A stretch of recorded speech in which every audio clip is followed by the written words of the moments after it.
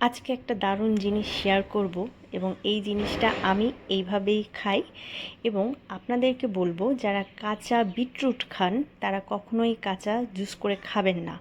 কেন বললাম? বিটরুটে দুটো ব্যাকটেরিয়া থাকে যেটা লিভারে আমাদের খুব ক্ষতি করে।